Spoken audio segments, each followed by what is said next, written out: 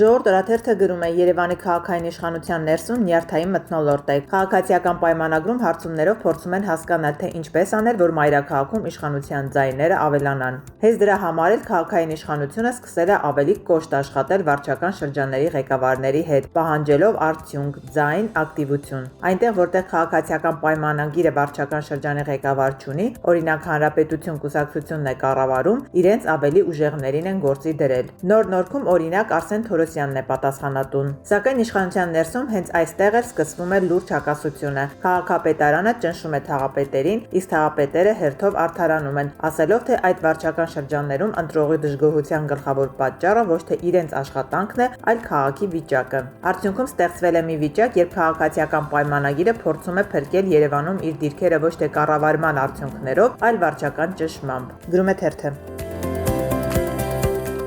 Իրավունք թերթը գրում է Արցախի թեմի առաջնորդ Վրդանե Սրբազանը ծանր վիճակում է հայտնվել։ Թերթի տեղեկություններով նա այս օրերին Վեհափար Հայրապետի մոտ իր համար բարեխոս Սրբազան է փնտրում։ Սակայն նրան ոչ միայն մերժում են, այլ հիշեցնում, որ ամիսներ առաջ, երբ նույն Սրբազաններն էին զանգում իրեն ուշքի գալու համար, նա հեռախոսն անջատում էր իրենց վրա։ Գրում է թերթը։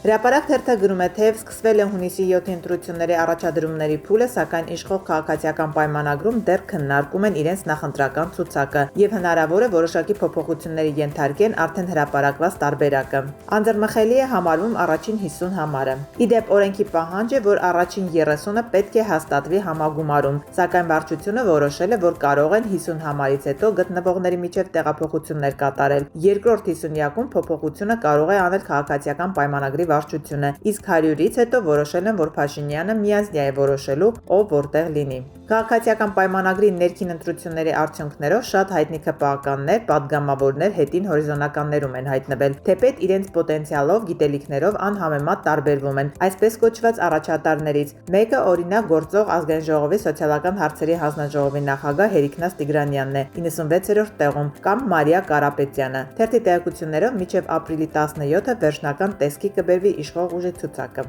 Գրում է թերթը։ Ժողովուրդ օրաթերթը շարունակում է ուսումնասիրել Հայաստանում առողջապահության համապարփակ ապահովագրության ներդրման գործընթացը եւ դրա համար ներգրավված ֆինանսական ռեսուրսների նպատակային օգտագործումը։ Խոսքը համընդհանուր առողջապահական ծածկույթի ծրագրի իրականացում արդյունքահեմ վարկային համաձայնագրի մասին է, որով պաշտոնական պատասխանի համաձայն Հայաստանին տրամադրվում է 102 միլիոն եվրո արժողությամբ վարկ։ Պետական մարմնի պատասխանից պարզ է դառնում, որ իշխանությունը առողջապահական այս լայնածավալ նախաձեռնությունը փորձում է առաջ տանել ոչ թե սեփական բյուջետային ռեսուրսների հաշվին, այլ պարտքով։ Իսկ սա արդեն ինքնին լուրջ քաղաքական եւ սոցիալական հարց է առաջացնում։ Եթե իշխանությունը մարդկանց խոստանում է ապահովագրական համակարգ, բուժ սպասարկման ֆինանսական բեռի նվազում, ըստ էության նաեւ ավելի հասանելի կամ անվճար բուժում, ապա ինչու է այդ համակարգի ներդրման համար գնացել նոր վարկ վերցնելու ճանապարհով։ Գրում է թերթը։